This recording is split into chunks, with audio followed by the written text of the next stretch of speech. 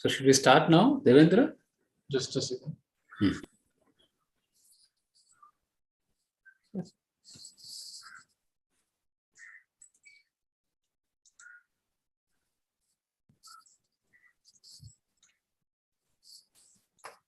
Yes, sir, you can start. Okay, thank you. So it's a great pleasure in welcoming Dr. Vesselin Dimitrov from the University of Toronto. I believe he got his PhD from Yale University. Okay, so recently, of course, all of you know, he has proved this in collaboration with Calgary and Yun-Qing Tang, this unbounded denominator conjecture, the theory of non-congruence modular forms. I mean, he's going to talk about this now. I believe something like if F is a modular form which is not modular for some congruent subgroup, then the coefficients must have unbounded denominators. So among other things, my interest is also that he uses the congruent subgroup property for SL2Z 1/P. I believe their work also supplies a new path to the congruence property in rational conformal field theory. And I must mention that in earlier remarkable work on uniformity results on model Lang, he and his collaborators used Wojta's approach to prove that for a smooth projective curve of genus at least 2 or a number field, the number of rational points is bounded purely in terms of the genus, the degree of the number field, and the model well rank of the Jacobian of the curve. So I think he has also proved an old conjecture of Schinzel and Zassenhaus and integer polynomials. I have seen it in the archives. So it's a very interesting, diverse work he has done. And without further ado, I'll invite Dr. Dimitrov to begin his talk. Please. Thank you very much for the invitation. So yes, I will explain one of the theorems that you mentioned, the unbounded denominators conjecture. With everything that follows is joint work with Frank Calegari and Yun-Qing Tang. And the statement is, or the particular case that goes back to Atkin and Swinnerton-Dyer is that consider a holomorphic function on the upper half plane, which we write out in a Fourier series in Q. And in this talk, Q will be e to the pi I tau. I'll be using this convention. And suppose that it has integer or algebraic integer coefficients. Or more generally, this is what we will mean by bounded denominators. That it belongs to this ring tensor with C. So it's a finite combination of such power series. Then there is modularity for some finite index subgroup, gamma. Suppose that there is a finite index subgroup of SL2Z such that F is a modular form of some weight on that level gamma. And the point is that most of the finite index subgroups of SL2Z are not congruence. But modularity so explicitly states this. But we assume this very strong hypothesis of integer Fourier coefficients. We also assume, finally, that F is meromorphic or extends as a meromorphic function locally near every cusp in the compactification of this non-congruence modular curve H mod gamma. Then the theorem is that F is modular, in fact, under some congruence subgroup of SL2Z. So it means that we can take, gamma to be a congruence of some level, or there exists a modulus n such that for all matrices A, B, C, D congruent to the identity modular n, we have this modularity.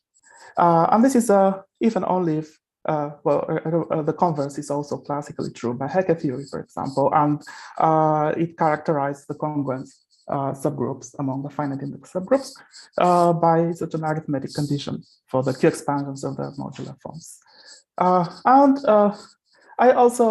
We also prove a more general theorem in the vector valued setting. This is where the connection is. Yeah, hello. Any particular reason why you called Q equals e to the pi I by t rather than 2 pi I by t tau? Sorry, the convention? Yeah. Yes, it's just more convenient for, because the proof is based on gamma of 2 and the modular function lambda. and we just write it as a power series in Q. We don't have to take the square root of Q. Is it for PSL2Z, it is 2 pi I by T, and for Q, it is pi I by T or something like that?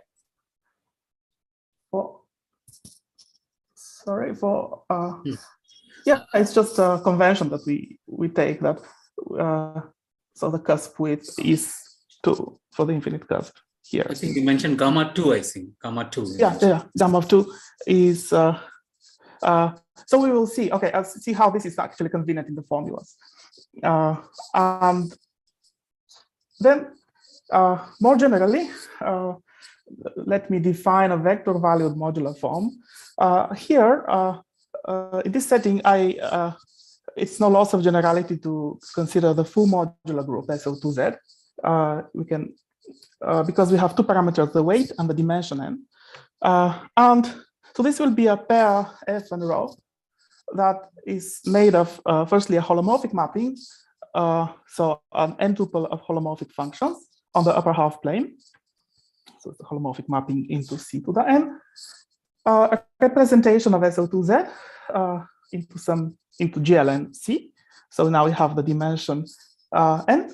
And there is this modularity or intertwining rule. I use the transpose notation for the vector of holomorphic functions. So the group SO2Z intertwines F according to this representation rho. And it's a technical condition that is standard in the literature that to call this a vector valued modular form, we will should assume that this matrix, the image of 1, 1, 0, 1, is semi-simple. And finally, a growth condition near the cusp, or moderate growth in vertical strips, in the following precise sense. But instead of reading it out, I would just say that the last two conditions taken together are just equivalent to the existence of Q expansion, precisely a Fourier expansion with some exponents beta I in general complex numbers. But the point is that because that matrix 1101 was semi-simple and the growth condition, so there are no log Q terms in the expansion, and all the component functions here can be expanded in a Q series. And now, if we consider integrality, let's say, suppose that they have S integer coefficients, or to be more general, I say that if the components belong to some finitely generated subring of C, then in fact all the exponents are rational functions. And here, the point is that, so I cited the theorem of Honda and Katz, which is about linear differential equations. And in the definition of vector valued modular forms, if you take weight equal to 0 and restrict to the group gamma of 2, which has no elliptic elements, this just becomes a local system on the triply punctured projective line y of 2 of dimension n. And then that result reduces to this rationality of exponents, is the Honda and Katz theorem. And then in that case, that means that we have actually ordinary just Puiseux expansions in powers, in rational powers of Q. This reduction to weight 0 is standard in the conjecture. So for the bulk of this talk and the proof, we will be concerned with weight 0 with just automorphic functions, or weight 0 modular forms, because we can multiply by some power of the Dedekind eta function to reduce from weight k to weight 0, and integrality properties match on the two sides. So let me mention also a particular case of the p-curvature conjecture of Grothendieck in this language. So now we start, if the coefficients of the Q expansions are S integers, we have rational exponents. But suppose that, so one expects a characterization of S integral coefficients, I should say, finitely many primes in the denominators. So S integral coefficients, in terms of the kernel of this representation rho, it should be, the following should be equivalent, and this is not proved. So the coefficients in the Q expansions should be S integer for some finite set of places S, if and only if the kernel of the representation has a finite index, or means that representation has a finite image. And the component functions then are algebraic functions of lambda. So this is an algebraistic conjecture. We will be able to answer this question, and indeed in a greater precision, for the under a stronger hypothesis that this ring R is not a finitely generated subring, but a finitely generated Z module. So we assume that there are no denominators at all. So the set of primes in the denominators is empty in the applications. And again, so here is the property. What we prove precisely in the vector valued case is the equivalence of this condition, that the component functions have integer coefficients or bounded denominators. In this sense, that's even only if the kernel of a representation contains gamma of n for some n. So the representation has finite image and a congruence kernel. And the previous case, of course, is included in this vector valued setting, considering an induced representation or just increasing the dimension of the vector valued modular form to pass from the full modular group to a given finite index subgroup gamma. So, so now introducing more notation, as agreed, Q will be e to the pi I tau, and then I can use the modular lambda function as a power series in Q. It has expression as a quotient of theta functions, or by a bit of the triple product identity, it has this Q product. So for us, it will be important that, so this function starts with, yes, sorry, let me. I'm sorry, I just have one question. Yes. In the previous slide, I think when you started the lecture, you said that the coefficients in the first equation, I mean, F1 tau belongs to Z bar, right? Yes, but I suppose it's equivalent when I tensor with C. No, okay, yes, sorry. This is actually what we prove. Yeah, you're right. So it's not, so this is strictly speaking stronger. The proof is a straightforward generalization. So yes, we prove it with algebraic integer coefficients as well. Yeah, but also there is a reduction. I may get at the end of the talk to this from just purely formal reduction from the Z bar case to the Z case of the unbounded conjecture. Okay. So anyway, I will focus on the Z case, and we will use this lambda of Q. Slight abuse of notation. So this is a function on the upper half plane. Just I will write it like lambda of Q, and so this is a half module for gamma of 2. That's the triangle group of signature infinity, infinity, infinity. And inherent in this proof will be a limit by these triangle groups, signature n, infinity, infinity, where n, n goes to infinity. And n will be the Wolfart level or LCM of the cusp widths of the modular forms that we have in the theorem. So I'll come to that. So I just display the relation to the J function. And also lambda is the universal covering map of the triply punctured Riemann sphere. And precisely with the normalization of, so it maps the point I equal to, sorry, tau equal to I to the point 1/2. Sorry, I apologize. So the midpoint of the excluded segment. Okay, so here I should say that for us it's important. Lambda of Q has derivative 16 at the origin now as a function of Q, and all the other coefficients are, so let me write it as this, are integers. So it has, so this is of course a congruence modular form, and it has, as any other, it has bounded denominators. So it has but it has the largest possible derivative at the origin, that is 16, for all among all the holomorphic maps of the unit disk into C-1, all the holomorphic maps that avoid the point 1 and have a fiber 0, like point fiber at the origin. So this has, among all such maps, the largest possible conformal size, by that we mean the derivative at the origin, or absolute value of the derivative at the origin, equals 16, and realized by this lambda function. This turns out a classical theorem of Kara-Theodori. He called that a non-univalent analog of the Kilbert-Korter theorem, non-univalent because of this. This is replaced univalent. And it will transpire in the proof when we come to the algebraicity criteria that this 16 is the largest possible, this condition. So, and finally, so we will use the Haupt module lambda divided by 16 of gamma of 2.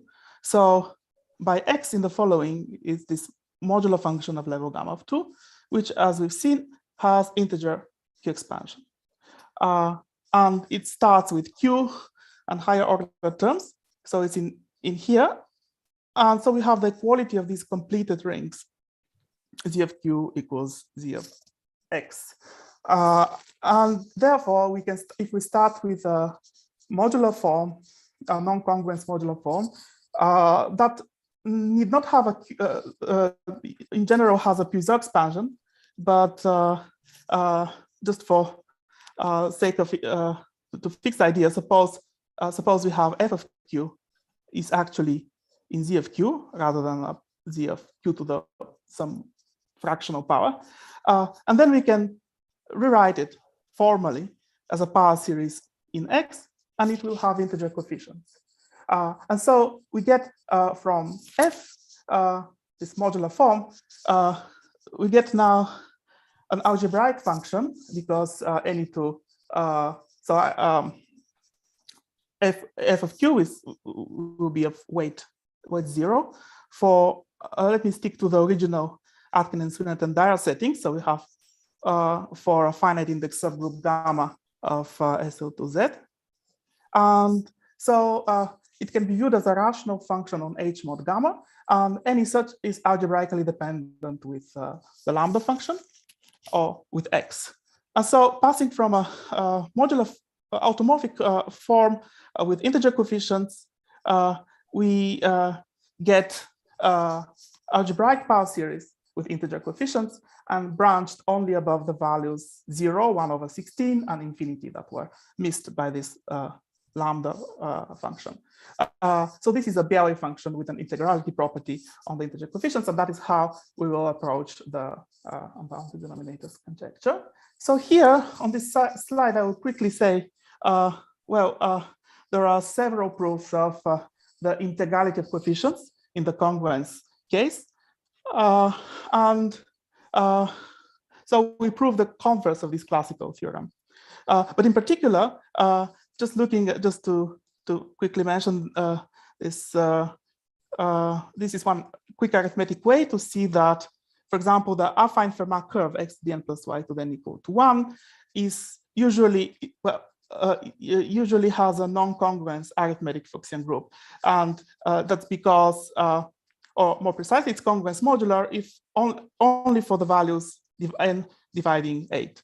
And the point here is that expanding the nth root of 1 minus lambda will not belong to the ring generated to integer coefficients, to the integer power series in lambda over 16, unless n is divisor of 8. But in the non-congruence case, this is the ending of a letter of Serre to Thompson, in which he proved, in some sense, the triviality of the Hecke operators acting on non-congruence modular forms. So he says that in some sense, Hecke operators do not give anything new on non-congruence groups. Too bad. And the meaning of this is that if so we can define Heck operators by double causes in the usual way, but if we act them on primitive non-congruence forms that are orthogonal to the congruence forms, the result is always 0. And finally, before we delve into the proof, I will restate the theorem one more time. So here's what we aim for. For simplicity, I'll just narrow down the focus, the generality a little bit. I'll assume rational coefficients and assume that the cusp width is 1 or 2, so that the f of tau is a power series in Q, not a fractional power of Q. So we assume it's holomorphic on H, meromorphic at the cusps, and modular for some finite index subgroup of S to Z, and not modular for gamma then the Fourier expansion at this infinite cusp, or indeed at any other cusp, will have, sorry, we'll have exponentially growing denominators. So, the first step is to reduce to A0. I will assume that it's a standard reduction by multiplying. So we assume in the following that k is equal to 0, multiplying by power of eta. As we mentioned, so we replace, we use this equality of rings, and we get a Belyi function with integer coefficients. And Belyi function, I mean, branching at these three singularities normalized by this factor 1/16. So it's the branch points are only at 0, 1/16, and infinity. And we need to prove that all such functions become rational on some modular curve in the following sense. So the restated theorem is that any such function, any such algebraic power series with integer coefficients branched only at these three values becomes a rational function on some x of n in the following sense. There exists a modulus n such that f of lambda of q/16, this is a certain function on the upper half plane, is automorphic for the group gamma of n. And there is a mild modification in these statements to handle Puiseux series. And the connection, just one more word on this. So it is a rationality theorem on a certain homogeneous curve. So in this case, we can say exactly what n should be. And now it's a good occasion to define this Wolfart level. So define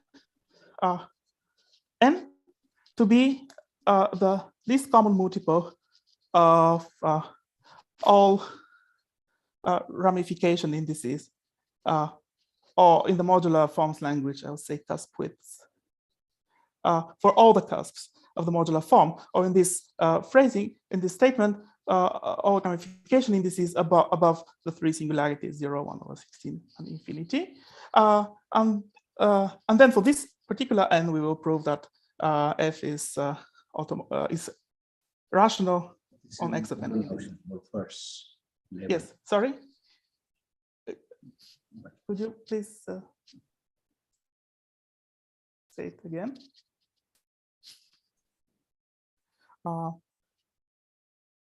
So we will prove that f is automorphic, but it is a rationality theorem under an arithmetic assumption of integral coefficient.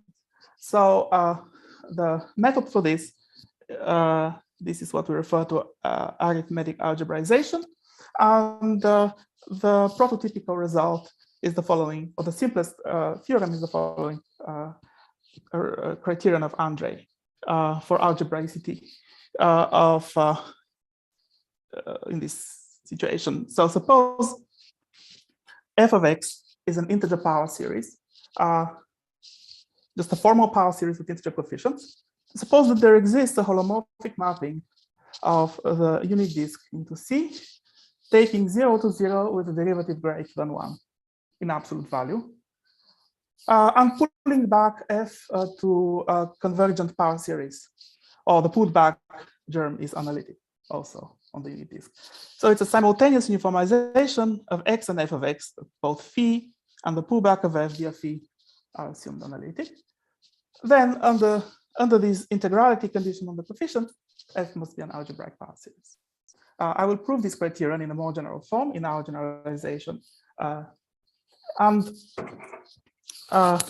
prototypical theorem was actually even more basic result of Puiseux. If this map phi is injective, so that means that we just have an analytic function on the image domain, the image of phi. So phi was the map from the unit disk, and the condition on conformal on the derivative at the origin would then mean just that the conformal, the Riemann mapping radius of this image domain is greater than 1. So in this case, Puiseux's theorem states that F is in fact rational. But of course, very easy to give examples of irrational algebraic functions that are covered by Andrei's criterion. So for example, this function, I just take this power series has easily algebraic coefficients, integer coefficients. And it meets the criterion with, for example, we can take phi of z to be lambda of z over 8. It's easy to see that. So firstly, this map has conformal size greater than 1. So agree that lambda has conformal size 16.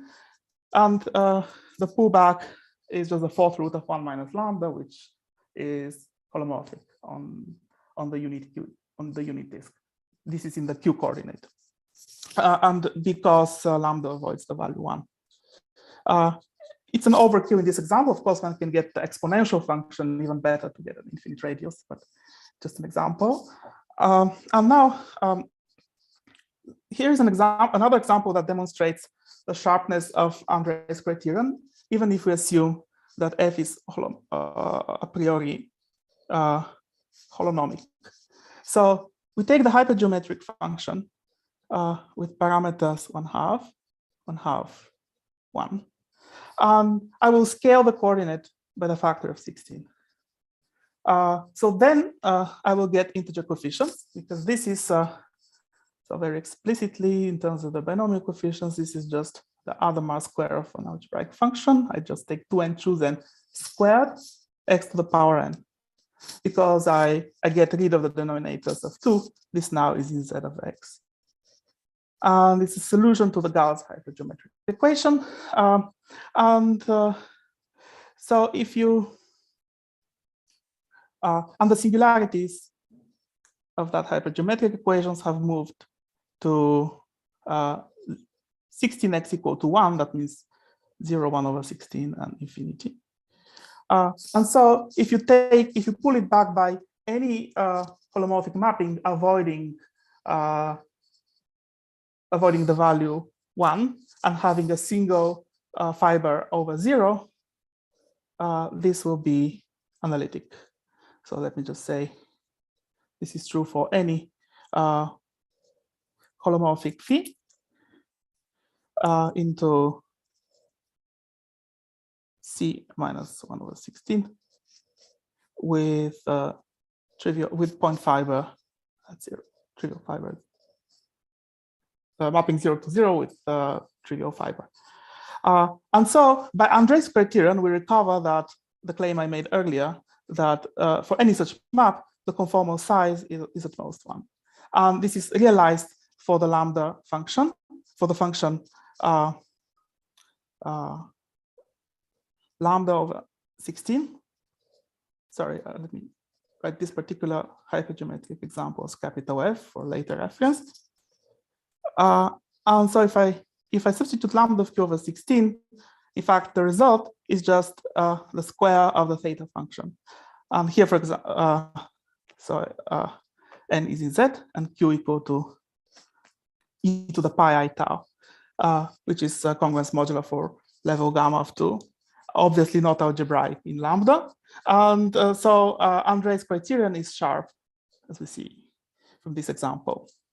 This has a derivative equal to 1 at the origin. if we get another uniformization with derivative greater than 1, then this is one way to prove recognize algebraicity. And this is how we recognize all the functions in the unbounded denominators conjecture. Besides this example, so I'm just repeating what I had on the previous discussion. So x equal to lambda over 16 has derivative 1. And there are also infinitely many algebraic functions with integer coefficients that are put back to an integer power series in Q. This is just taking the congruence modular forms. And now we want to reverse this and characterize these congruence modular functions in terms of the integrality property and the singularity 0, 1 over 16 and infinity. So this is our refinement of Andrei's criterion in the abstract form. I'll read this slowly. So we consider a non-constant polynomial with rational coefficients, which in practice will be p of x equal to x to the power n, for reasons that I'll explain.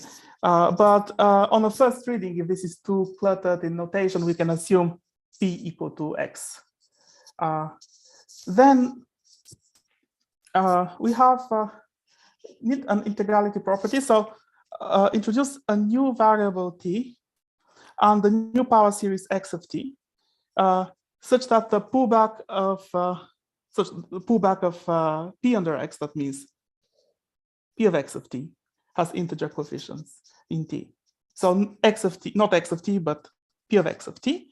And in practice, again, we will have, so I will spell out in more detail later, but t will be q to power 1 over n, and x of t will be this power series, the nth root of lambda of t to power n divided by 16.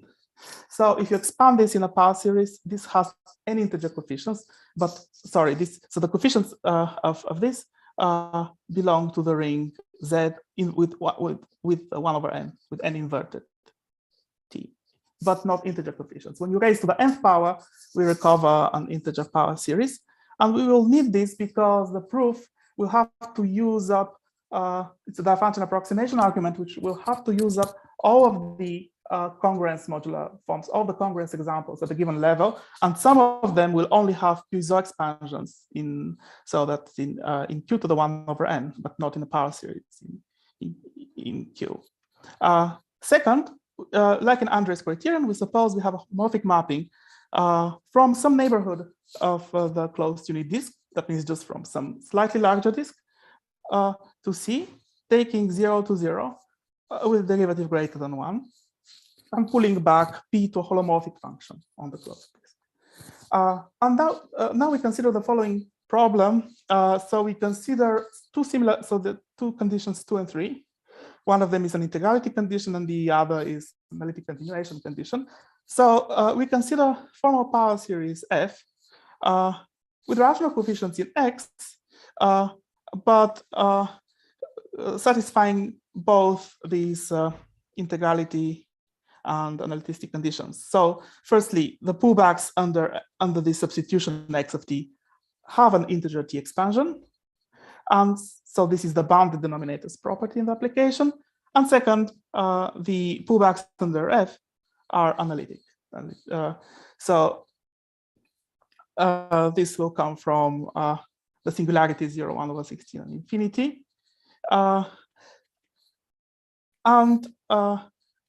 So suppose that we have m such functions that are linearly independent over the field, the field of rational functions in P of x, this Q of P of x. So this is a dimension bound. So part of the theorem is that, like to generalize Andrei, we say Fi are algebraic functions. So any such power series is algebraic, but more precisely, the totality of them span a vector space over this field Q of P of x of a small dimension. And that's quantified in terms of this mapping phi and p. So the top is, so firstly, we assume that the bottom is strictly positive. This sine qua non positivity condition in all these theorems of Andrei, Puiseux, and so forth. And second, the top, this will be crucial to exploit, is the Nevanlinna characteristic of the holomorphic mapping. So this is the pullback of P and phi. So it's essentially phi if you think of P of x equal to x. And E is just Euler's constant, which is not important for the proof. It's just some absolute constant that matters. Okay, so I'll explain the proof of this. And firstly, so do you have examples where M can be any large? M can be arbitrarily large? Yeah, in the proof, M can be, so this bound is almost attained, as we will see. The punchline of the proof is that this bound is very close to sharp in the application. So in the application, we will have, so firstly, so this will be, okay, let me actually display this better. So this is a consequence in the holonomy setting. So as I say, so we apply to the following choices to keep in mind. So N will be the Wolfart level that we, and we will organize our non-congruence modular forms, not fixing the group gamma, but fixing just this N, and the condition that they have integer Q expansions. So it turns out, so the first stage of the proof is that for a given N, they span a finite dimensional vector space of a Q of lambda. And then the punchline of the argument will be to estimate, so to compare the known examples. They should be just the congruence modular congruence forms of the given level N, of which there are about N cubed. And so congruence against this upper bound on the totality of this, which turns out to be almost of matching form N cubed log N. And in the end, we will get the contradiction from a single counterexample by extrapolating to get to getting contradiction with this upper bound. So let me explain. But first, so here are the settings to have in mind. X of t is this power series using the lambda function, and it maps. So this is a holomorphic mapping because lambda has only a simple zero at the origin and does not vanish elsewhere. It's a holomorphic mapping from the unit disk to C with the nth roots of unity removed and then scaled by this factor 16 to the minus 1 over n. So this is U will be C minus all the nth roots of 1 over 16 of the branch points. And then the corollary is same setting. Now we fix this holomorphic mapping into U with derivative mapping 0 to 0 with derivative greater than 1. So U and U will be this in the application. And then the totality of the formal functions f with the rational coefficients that are solutions to linear differential equations without singularities on U and that have a T expansion with integer coefficients span over this field Q of P of X finite dimensional vector space. In particular, they consist of only algebraic elements because you can take powers of f, still have that property. And we give this explicit bound on the dimension of the space, of the linear span. And here, without singularities, to be precise, we really mean true singularities that we can allow meromorphic. So let me say, without singularities, with a non-trivial local monodromy on U. So the corollary is even stronger than I stated here. Anyway, this is a technical point. And so now I prove Andrei's criterion and our refinement. We need a lemma. This is actually not the original proof that we have in the paper, so I present a proof that we found later. Every holomorphic function G on the closed unit disk has a quotient representation as a meromorphic. So a quotient hg divided by h, where h is some holomorphic map normalized with the value 1 at the origin, and such that both log of the absolute value of h, and, oh, sorry, I mean the unit circle t. In the following, t will be the complex unit circle. So both these functions, log h and log hg, are bounded above by this Nevanlinna characteristic of g. The proof is by canonical factorization. So firstly, we reduce just by Blaschke product to clear all zeros and poles, or zeros, assume G is holomorphic here, all the zeros of G in the unit disk. We can assume that G is a functional unit, so G has no zeros or poles in the disk. In that case, log of the absolute value of G is a harmonic function on the unit disk. And Poisson's formula, the Poisson kernel, real part of this Poisson's kernel, gives this expression. So I exponentiate the Poisson formula for log absolute value of G. Now we just decompose the logarithm into a positive and a negative part. So I just rewrite this as a quotient. And here you see both top and bottom are holomorphic. And they are bounded by 1 in magnitude on the open unit disk. That is because this Poisson kernel, so let me display this, the Poisson kernel is positive for here, absolute value of W is 1, and Z is strictly in the disk. We have a positive real part here. And so the absolute value, so the supremum of both quotient and bottom are bounded by 1. But also the bottom takes the value, evaluate this at Z equal to 0.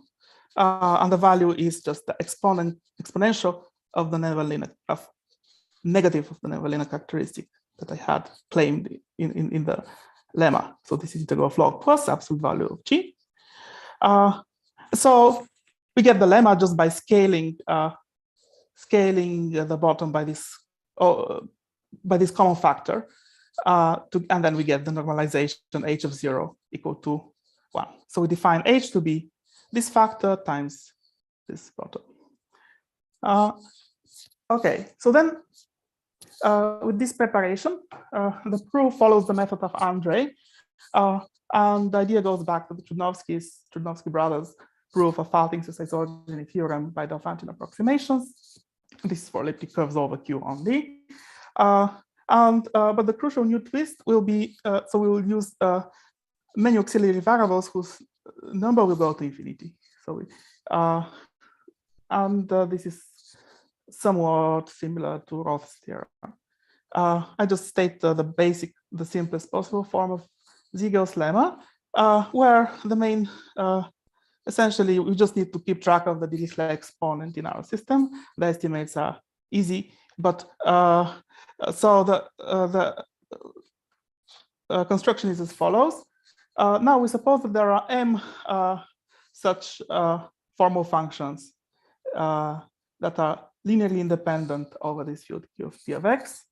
And then using d variables x1 through xd, I'll denote the block of variables by this bold-faced x, we can get as many as m to the d linearly independent functions over the field Q of P of x1 dot all of the variables P of xt, namely by forming these split variable products. So one of the functions in one of the variables multiplied, and then so we use this as the constituents in our Diophantine approximation construction, and then we will use some undetermined coefficients aik in Ziegel's lemma. These will be integers to be solved in integers, and then polynomials. So here we use the powers of P of x. So that's how we will exploit linear independence over the field Q of P of x. So the construction will be, we find an f which is not identically 0, and this form, and vanishes to order at least alpha at the origin. This notation is just that. So we have to solve for all the coefficients of order less than alpha to be equal to 0. That is a linear system in the unknowns aik. And then we want small coefficients. But here, note that by linear independence, this function will indeed be non-zero just as soon as not all the aik are 0. So just Ziegel's lemma gives the non-vanishing. The non-vanishing step is trivial in this example, in this case, this problem. We will so here the order of the parameters will be, firstly, alpha will go to infinity before all else. After that, we will also need to take the number of variables to infinity. And then we have a degree parameter d for the powers taken here, so that d time number of variables times d is the total degree used for the auxiliary polynomials. That needs to be small because we will estimate with a Cauchy's integral formula in the extrapolation, and we also want the coefficients say to be sub-exponential asymptotically in alpha. So the parameter count is as follows, and it is indeed possible by just precisely by taking d to infinity to arrange that the total degree is as small as it can be by the parameter count. So we have the number of free parameters is this, m to the d products here, and that many possibilities for k. And the number of equations to solve is this binomial coefficient alpha plus d choose d. And by Stirling's formula, slightly sloppy here, it's about as this, which is where the constant e arises from. It's not important for the proof of the conjecture. I mean, just some absolute constant is what matters. So the number of parameters A will exceed the number of equations to be solved, so that there is some solution aik, just as soon as the total degree used here that certainly needs to be greater than some absolute constant times alpha over m, asymptotically, as in the sense spelled out. But by taking the number of variables to infinity, and only in this way, that's necessary, then we can also make the Dirichlet exponent in the Ziegler lemma, this thing that we denoted m on n minus m, where this is the number of equations to be solved, and this is the number of variables. This approaches 0 asymptotically. And so in this asymptotic alpha to infinity followed by d to infinity, all the coefficients are indeed bounded sub-exponentially in alpha. And in these asymptotics, we get the theoretically lowest, so this parameter count that tells us how large a degree d we need here can be realized. So we can actually assume that the total degree used is asymptotic to e times alpha over m on the same order as alpha over m. Now choose h as in the lemma of Nevanlinna factorization proved. We'll choose it for g equal to this pullback p of phi of z. And then we will extrapolate with the following function, and we can clear up some. So we will think of h.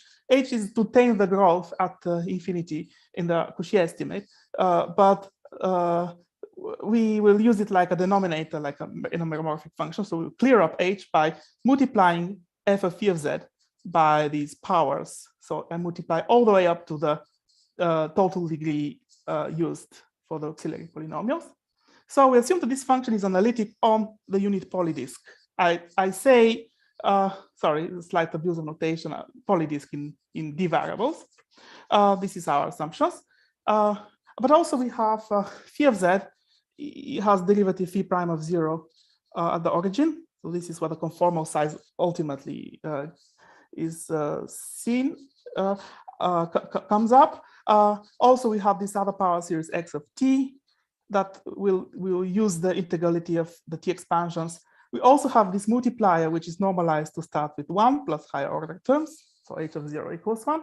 And so from this integrality hypothesis now in the form of power series, or these bounded denominators hypothesis in the ultimate application. And we also have this as well for the auxiliary polynomials used, we get some integrality property for the lowest order coefficients of this function g of z.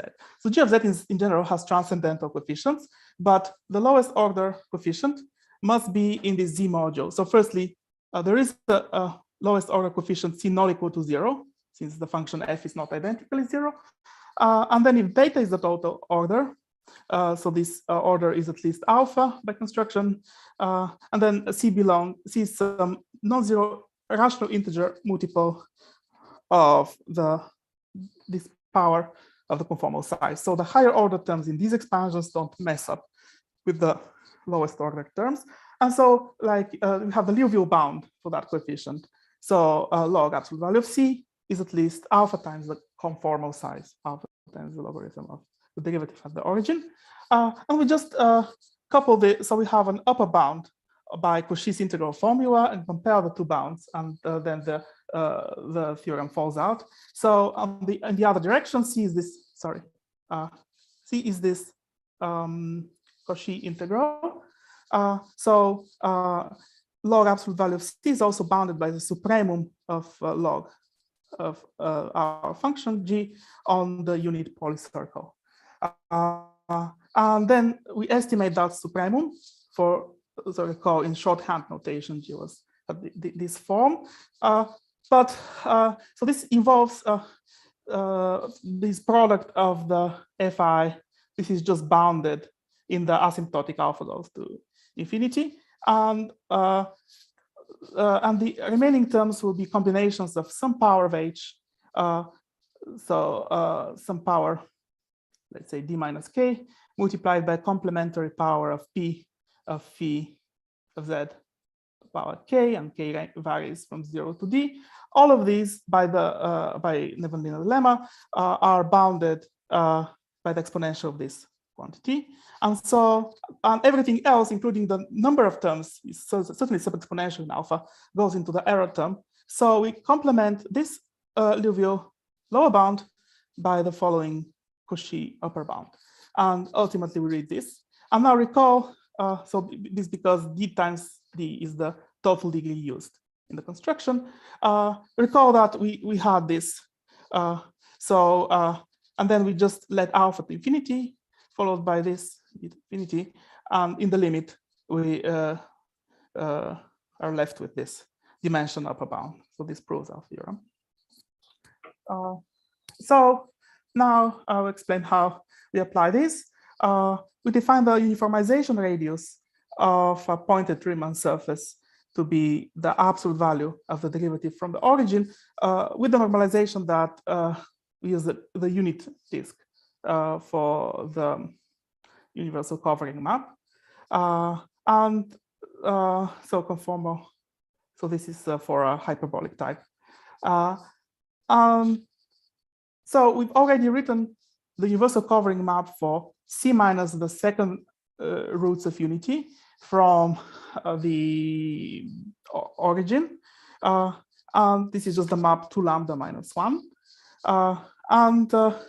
So we see from this formula, we can compute the uniformization radius, this derivative, and it turns out the gamma, well, the following quantity, which is obviously strictly greater than 4. And 4 is equal to the conformal, so the derivative of the origin for the map square root of lambda of q squared, starts with 4q. And we see transparently that this 4, the a priori radius is strictly smaller than the true radius by virtue of factorizing through the universal covering map. So you have square root this function here, is some holomorphic map into C minus the second root of unity, factorizes properly through the universal covering map, because this is not a covering map. So its conformal size is strictly smaller, which is obviously 4, is strictly smaller than the true conformal, the uniformization radius of this Riemann surface. So here, these are things are pretty explicit, but the picture generalizes. If we start with this holomorphic function that we've already mentioned in the holonomy bound statement. So I'll later normalize it by the factor of 16 to the minus 1 over n, but to clear this conformal size. But anyway, this function has derivative 16 to the 1 over n at the origin, and it maps the unit disk into C minus the nth roots of unity. And so the uniformization radius of this Riemann surface is manifestly strictly greater than this a priori lower bound, 16 to the 1 over n. So what I write in blue in the following will be the overconvergence input that saves our day at the end and allows us to apply the arithmetic algebraization theorem of Andrei. So it's possible to compute exactly the uniformization radius of the Riemann surface C minus mu n using the symmetry of Z mod n, the rotational symmetry. Things are pretty explicit in the end. And because this in some sense, it reduces to computing the Riemann map for this circular polygon with angle 0 at the nth roots of unity. And then the inverse of this Riemann map is described by hypergeometric functions. So computing the derivative turns out the following formula with the gamma function. So you see that there is 16 to the 1 over n as the main term, and something that is strictly greater than 1. It has an expansion with simple coefficients involving the zeta values. And all that matters for us, I'll leave from this expansion, is this lower bound. It's an exact formula, but there is the a priori radius 16 to the 1 over n times something that is strictly greater on the order of some absolute constant divided by n cubed. And so our path to resolving Z mod n local monodromy at x equal to 0. So this is where I define n to be the Volpath level, the LCM of all the cusp widths, is via the analytic, this universal analytic covering. So to sum up the discussion, the unbounded denominators conjecture is an arithmetic property about local systems on Y of 2, the triply punctured line. And second, so we reduce to weight 0. And then if this local system has a finite local monodromy at 0, Z mod n local monodromy, we perform the n power isogeny change to trade it. So starting from a local system here on the triply punctured line into a local system on C minus the nth roots of unity. And this local system, because of the cusp width condition, now extends through the origin to a trivial local system on the disk D01. So lambda equal to 0 is no longer, is in fact a false singularity. And the upshot is that so in concrete terms, so let me just compare a gamma automorphic function. So we take this weight 0 modular form G, and I define again, n is this Volpath level, and contrast it to, so if you pull back by the map phi equal to fn divided by 16, or this, or fn to the power n divided by 16, where fn is this universal covering map, then this power series in Z converges on the full unit disk. And because it satisfies a linear differential equation with analytic coefficients and no singularities at all on the disk.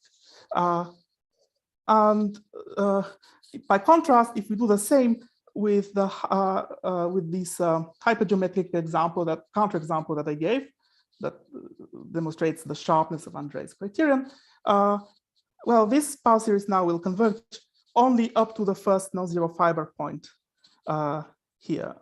So there is some radius strictly smaller than 1. Okay, so now I'll just explain very quickly how we apply the algebraization bound. These are the choices that I spelled out: t, x of t, u, phi of z.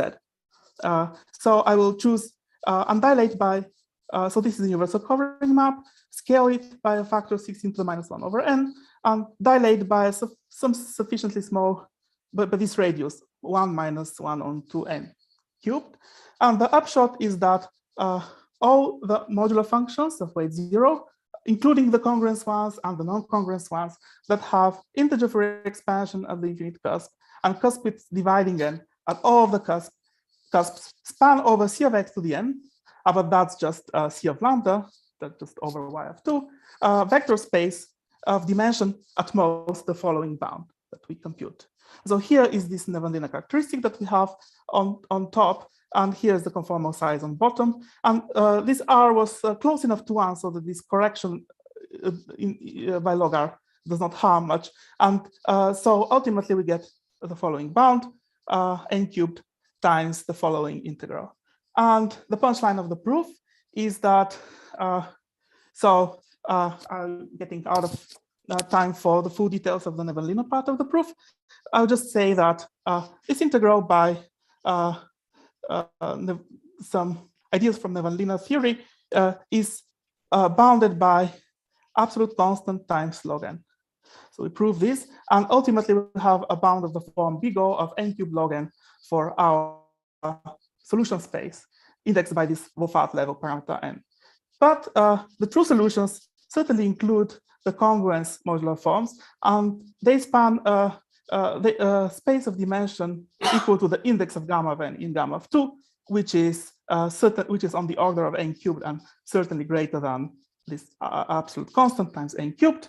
And so we have a lower bound against an upper bound. And finally, of course, there is no contradiction as yet. And finally, if we have one counterexample to the conjecture, just a single f of q, which is non-congruence, and start at the Wolfart level n, we get many other, it spawns many other non-congruence counterexamples by considering f of q to the power some prime number p, say, and this still has integer coefficients, and its Wolfart level has gone up by the factor of n times p. And so if we start with a single f and use all of the primes p in this way up to some bound capital X, say all the primes p not dividing n, we get as many as 2 to the pi of x. Pi of x is the number of those primes, independent counterexamples. And they are independent over the congruence examples as well. And that is where the congruence subgroup property of the Ihara modular group SO2Z1 over P is used. And so we just match up the holonomy bound that we proved, which is so at the end of the day, we get forms of level m that has gone up by the product of all the primes that we used. By the prime number theorem regarding n as fixed and x to infinity, this is of the size e to the x, and we get an absurdly large number of such modular forms, which is n cubed as a main term times a secondary factor of the form of the size 2 to the x over log x. Against that, we have proved by arithmetic algebraization this upper bound, and the blue integral is bounded by log m, and that's just x, and that is a contradiction because so this upper bound cancels, so the n cubed cancels on both sides, and the lower bound here that remains, the secondary terms, is much larger than the upper bound. This is how the conjecture is proved. So thank you very much for your invitation and your attention. I will stop here. I did not get into the Nevanlinna theory part of the proof, but this is, I just say, the reference for the bulk of that argument is in section 6 of our paper. So the blue integral is big O of log m.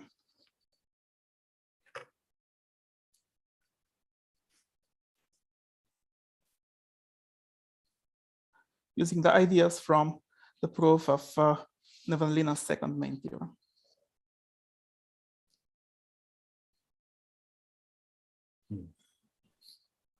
Thank you. Very interesting lecture. So the questions will be there. Please ask. Dinesh? Nice talk, but there are too many things, so I had to absorb very slowly. Yeah. you went through lots of details of the proof. The ingredients look fantastic, but Professor Kulkarni? I mean, did you learn the Nevanlinna theory first or the modular form theory first? The number theoretic approach, or both together? Yeah.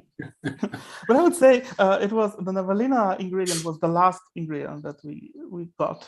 So we didn't quite know. So we knew we were reduced to just showing this, the part that I suppressed, like this blue integral is smaller than log m, small enough to give the contradiction.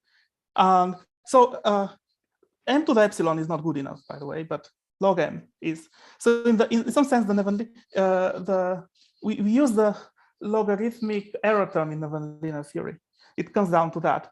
So it's just, okay, just repeat the bound that we use. So Fn is this universal covering, and R is any radius. We just prove that the proximity function, or this is just as well the characteristic function in the Nevanlinna theory, because Fn is holomorphic, is bounded. And the whole point is that this is an absolute constant. So just some computable big O absolute of this form.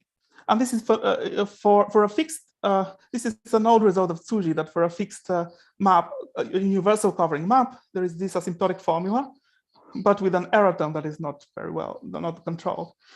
So this is, the integrated bound is on the order, roughly speaking, logarithmically smaller than the supremum bound.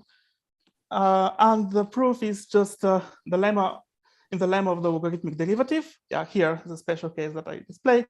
What saves our day in the end is that this logarithm of the main term. So we turn out, we can decompose, so this function that we need to bound on average over circles in terms of logarithmic derivatives. And the logarithmic derivatives are small on average by Nevanlinna's lemma on the logarithmic derivative. And so we get the requisite uniformity just by copying, emulating the proof of the second main theorem. So it's not quite as precise as this, but strong enough, uniform. So this blue part. Are there other questions? A really beautiful talk. I was wondering that you connected it to algebraicity of power series, but does it also give anyway some classical kind of result about transcendence or something? Can it? No. Sorry, I need to. So I apologize. Can you please repeat? Yeah, you sort of connected it with the algebraicity of power series. Yeah. So I'm wondering whether Chudnovsky and so on that you were referring to. So can you also prove some transcendence results or something like that through this method? Yeah, that's a great question, because we have this came up from our joint work in transcendence. So the original applications that we had is the two-adic version. I will just indicate a 2 for the Kubota p-adic zeta function. This is p equal to 2. And then the two-adic zeta of 5 is not rational. So we use very similar ingredients for this and tried to give, but we really wanted to get to an Archimedean period. Like, for example, this is not yet proved, but we work on this L value, try to get an irrationality proof. But in these applications, so this is like Aperis zeta 3 approach.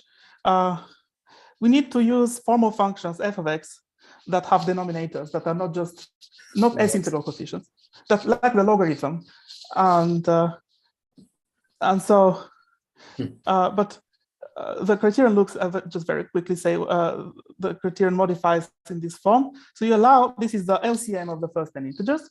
So you take some sigma like a level parameter. So let's say sigma be a non-negative integer.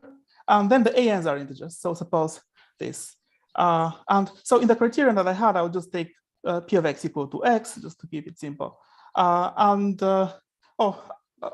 Or just to keep it even simple, I'll say, so consider such power series with AN in Z. and such that for a given phi, so phi is fixed, holomorphic on the disk as before, the pullbacks are analytic. And then the conclusion, and suppose that the derivative now phi is sufficient, needs to be greater than e to the sigma. So in the previous discussion, sigma is equal to 0, and that's the odd condition. And then everything works like before. So the dimension over q of x of the span of these, linear span of these, of all these functions, f of x, is bounded by, I'll give a bound which does not suffice for this particular application for z to 5, but anyway, the same thing, e times the, let me give a simpler bound. I'll just say the supremum of the function log absolute value phi on the boundary circle, and then divided by log conformal size minus sigma. Oh, interesting. I see. So I Very think if you look at a hint of how this connection is made is in to transcendence theory of zeta values is in Berker's paper, modular forms. So this is our starting point. Berker's modular forms in irrationality proofs. And we continue the method of Calegari from IMRN 2005 on irrationality of periodic periods for small p. That's the title of the paper.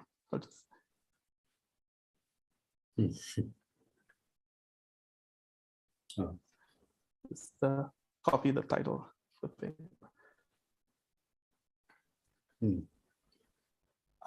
But these papers consider only a trivial arithmetic algebraization input, just that if we have a number which is too well approximated by rational numbers, then it's irrational. This is like just using phi of z equal to z, just a trivial phi. And the new input is to choose a more elaborate phi. And the analyticity, again, in the approach, come from differential equations. So we use functions f of x related to the period, which are constructed using modular forms. Hence, they have certain integrality properties of the coefficients and certain analyticity properties. And we ultimately, of course, try to get into contradiction with rationality. If suppose this is rational, then that will entail certain absurd rational coefficients power series with properties that ultimately don't exist. Can you just give some insight why p should be small in this kind of things? In I guess it's in Calegari's paper. Yeah. Well, for one thing, x0 of p is rational for small p. That's but it's ultimately here in this condition, it's very hard to arrange analytic uniformization on a large disk. So in Calegari's, actually, the main input here is mostly periodic. So there is to prove this two-adic theorem, we need to add conditions also. So adelic generalization. So for each place v of q, there exists such a phi of v, and then almost all of them are trivial. And in Calegari, so there is q uniformization. So at the Archimedean place, we use the q coordinate. But at the two-adic place, a periodic place is non-trivial input from overconvergent periodic modular forms.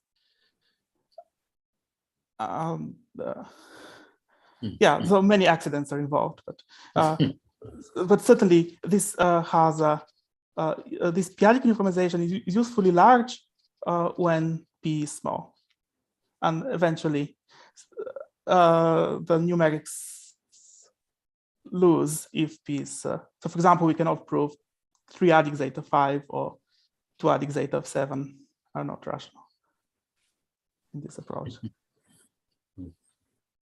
Okay. Thank you very much. Very interesting. Is this So involve computing also? Sorry, please say it again. Is this involves computing also? Computing. It's Yeah. computed. Yeah. The proof is mostly, the bulk of the proof is to find. So I would say that the concept is the same, is already in Caligari's paper, and the difficult part is to find the phi, this uniformization at the Archimedean place. That so in general, the condition should be that the product of the derivatives at all the places of Q is greater than e to the sigma. It's idyllic kind of. Yeah, So and it's he was asking what optimization. computation take machine computation, I guess. That's Yeah, what. in your paper on the Oh. non-congruence forms, Sorry. unbounded Yeah, yeah. denominator paper. So in what sense computational? Yeah, in some sense it's an effective result that beyond. So for example, you can ask how small are the coefficients, how small, yeah, if the denominators are not bounded, how small can they be? We do give information on this. So you have f of q, and then there must be denominators. So suppose this is non-congruence and with rational coefficients. And it could be just as well a component of a vector valued modular form. And then, so let me write it in reduced form, an over bn. These are rational quotient of integers. And then the LCM of the first n denominators has to grow at an exponential rate. So the proof just gives that on the node, not just unbounded denominators, but exponentially growing denominators. Nice. But Thank it's you. interesting that the best possible growth rate remains an open problem. So the best possible in terms of the Wolfart level n. So we give certain bound, but it's not not the optimal one. So can one do better than just this cube root of lambda, let's say lambda over 16 of q to the capital N or 3n? So quantifying this. So it seems that this should be more or less best possible in form. This is Optimal. somewhat like Lamer's conjecture in this kind of spirit. There's an obvious construction. Can you do better than that? Okay. Thank you. So if there are any more questions, people can perhaps write to the speaker. Certainly. Thank you so much. If there are no Thank you other so much. questions, let's just thank the speaker once. Thanks. Thank you very much. Thanks to Professor Sury also for sharing this talk, and thanks Dimitri for this wonderful, very wonderful talk. Can you please share the slides also after the talk? Oh yes. So I will Yeah. email you the slides now. Yeah, thanks. And Yeah. that's great. Okay. Yeah. Okay. Okay. So certainly. Bye. So Goodbye. bye. Have a nice day. Bye.